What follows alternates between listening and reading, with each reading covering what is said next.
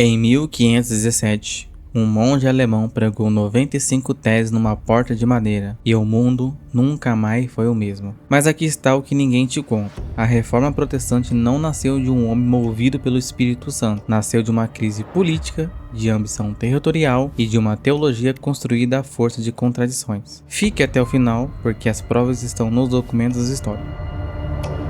A narrativa popular pinta Martim Lutero como um monge atormentado, genuinamente escandalizado pela corrupção da igreja, que ergueu a Bíblia contra Roma em nome da consciência cristã. É uma bela história, mas é incompleta. O contexto real é outro. A Alemanha do século XVI era um caldeirão de tensões feudais. Os príncipes germânicos estavam sufocados pela autoridade do Sacro Império Romano Germânico e ressentidos com recursos que fluíam para Roma. Quando Lutero rompeu com o Papa, quem aplaudiu primeiro não foram os fiéis comuns, foram os nobres que enxergaram ali uma oportunidade de ouro, confiscar as terras da igreja.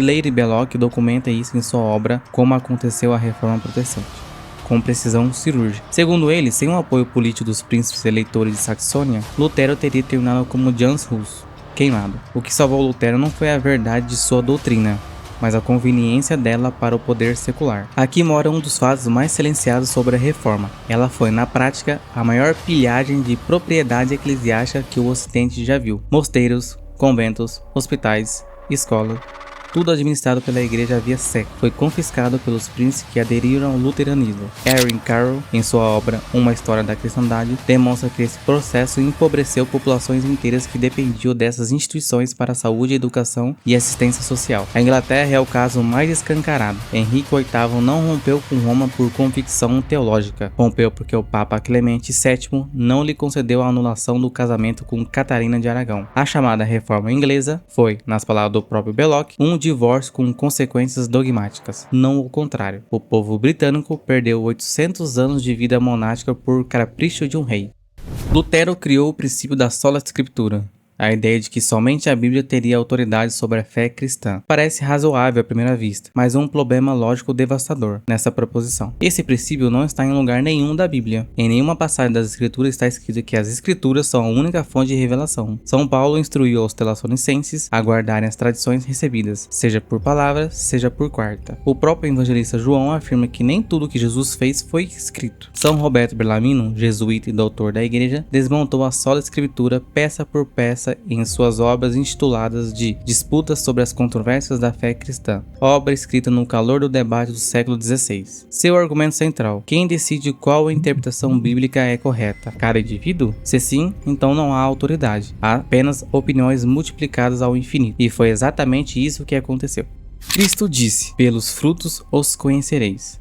Apliquemos esse critério à reforma. Lutero queria unidade cristã reformada, Calvino queria uma cristandade purificada. O resultado? Hoje existem mais de 33 mil denominações protestantes no mundo, cada uma com sua própria leitura fiel da Bíblia, frequentemente contradizendo as demais. Dietrich von Winkelbrandt, em sua obra intitulada A Vinha Devastada, traça com rigor filosófico a linha direta entre o subjetivismo inaugurado por Lutero e o relativismo moral contemporâneo. Quando o indivíduo se torna árbitro supremo da revelação, não há princípio que impeça essa lógica de se expandir para a moral, para a família, para toda a ordem social. A fragmentação que vemos hoje no cristianismo não é acidente, é consequência.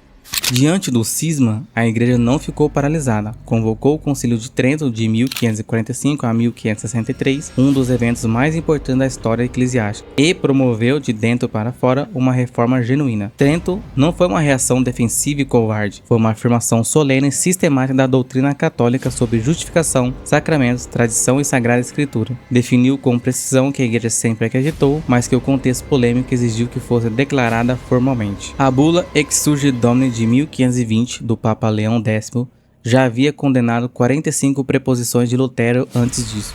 Roma não ignorou o problema, respondeu com autoridade doutrinária e reforma disciplinar real. O que a narrativa protestante omite é que a renovação que Lutero prometia já estava acontecendo dentro da igreja, sem ruptura, sem cisma, sem confisco de terras. Por 500 anos a reforma foi contada por quem venceu o debate público, não necessariamente quem tinha verdade histórica. Os documentos existem, os historiadores católicos escreveram. As fontes estão aí abertas. Se você chegou até aqui, já sabe que essa história tem outro lado e que vale a pena conhecê-lo. Deixa o like se esse conteúdo abriu sua mente, se você tem um amigo protestante de boa fé que mereça conhecer esses fatos.